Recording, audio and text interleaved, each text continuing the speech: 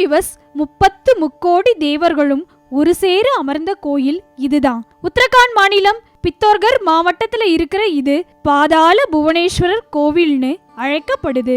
முழுக்க முழுக்க சுண்ணாம்பு பாறைகளால 160 மீட்டர் நீளம் 90 அடி ஆழத்துக்கு பல்வேறு குகைகளா விரியும் இந்த கோயிலை பத்தி ஸ்கந்த புராணத்திலையும் குறிப்புகள் இருக்கு. எல்லையற்ற பரம்பொருளின் இருப்ப யார் ஒருத்தர் உணரணும்னு நினைக்கிறாங்களோ அவங்க சரையு, ராம்கங்கா மற்றும் குப்தகங்கா கரையில இருக்கும் பாதாள புவனேஸ்வர் கோயிலுக்கு வருமாறு அதுல குறிப்பிடப்பட்டிருக்கு.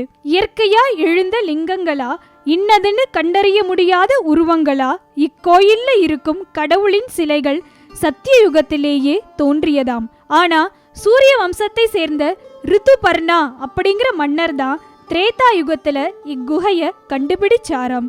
மேலும் இந்த பாதாள புவனேஸ்வரர் கோயிலுக்கும் சிவபெருமானின் இருப்பிடமான கைலாயத்துக்கும் சுரங்கப்பாதை இருக்கிறதா நம்பப்படுது.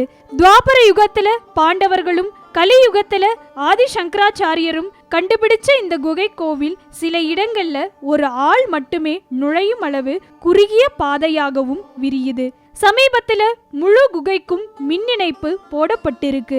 இருந்தாலும் பல ஆழமான இடங்கள்ல இருட்டாயிடுது. அதனால பாதாள புவனேஸ்வரர் கோவில்ல கண்டறியப்படாத ஆன்மீக ஆச்சரியங்கள் இன்னும் எத்தனையோ இருக்கு. பூமிக்கடியில ஒரு புது உலகத்துக்கு வந்த மாதிரி வித்தியாசமான உணர்வை தரும் இக்கோயில் நித்திய பூஜைகளையும் உண்மையை தேடும் உயரிய மனிதர்களையும் எப்பவும் சுமந்துட்டு இருக்கு. இன்னும் இந்த மாதிரி ஆன்மீகம் சம்பந்தமான உண்மைகளை தெரிஞ்சுக்க மறக்காம டெம்பிள் ரகசியம் சேனலை சப்ஸ்கிரைப் பண்ணுங்க.